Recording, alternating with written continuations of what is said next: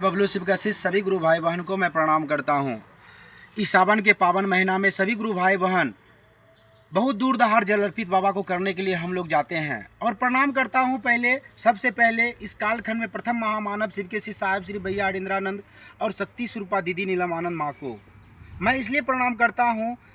इस संसार में, इस युग में, इस धरती धरार पर ऐसे संत ऋषि महात्मा बहुत आए और किसी ने ये बात को नहीं कहा वह महागुरु महादेव वह गुरु है तो उसको अपना शिष्य बनने के अधिकार हो सकता है। किसी ने नहीं बताया इस बात को, पर मेरा साहिब श्री भैया हरिंद्रानंद ने इस कलयुग में कालो काल में कहता वह महागुरु महादेव वह यदि गुरु है तो हम उससे ज्ञान क्यों ना ले लें। तो हम लोग ज्ञान कहाँ लें भैया? क्या मंदिर में मिलेगा जल लोटा अर्पित करने से बाबा को फूल फल? आप चाहे दुनिया का कुछ भी चढ़ा दीजिए ना उनको, आपका क्या हो सकता है महादेव? अरे रावण सबसे बड़े भक्त थे उनका, आपको उनका बारे में पता है इस चीज़ को? यदि पता होता तो नीलकंठ नाम कैसे होता उनका।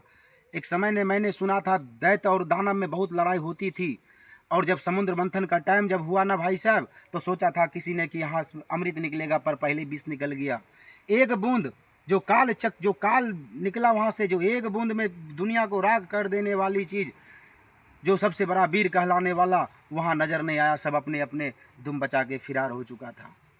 वहाँ पे वही महादेव कुछ नहीं, गला में सर्प लपटे हुए ऐसे ही आ करके आप लोग को सामने में आया, वह विष को लेकर के प्याला को एकदम बड़े प्रेम से पी चुका है। ध्यान दीजिए इस भाई बहन।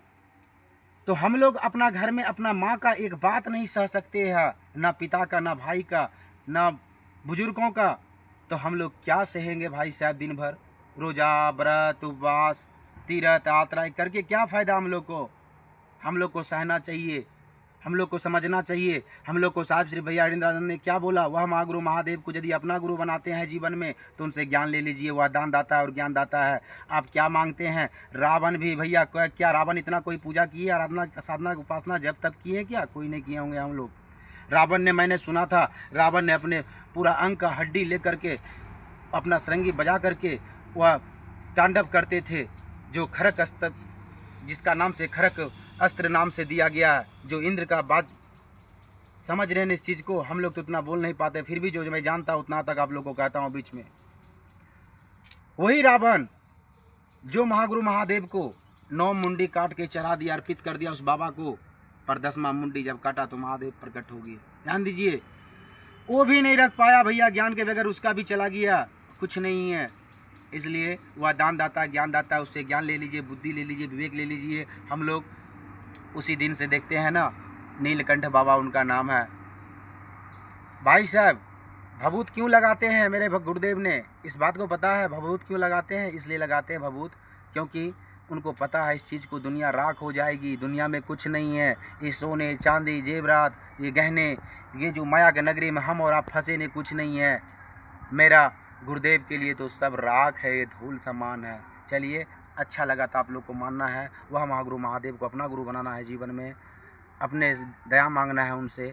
और दूसरा में जो आपने सीखे गुरु की बात आप सबको कहना चाहिए। गुरु की चर्चा हुआ ये, और नमः शिवाय सांस के माध्यम से आप यदि करते हैं किसी भी जगह पे तो गुरु आपका उस जगह में है, आपको कहीं जाने की ज़रूरत नहीं है। नहीं तो पता चलता भाई साहब कितना गंगा में मौत हो जाती है, डूब जाते हैं, और कितने तीर्थ आश्रमों पे जाते हैं, कई बच्चे पत्नी पति छूट जाते हैं, कितनों का मौत होता है। इससे आप लोग सावधान रहें, बचें।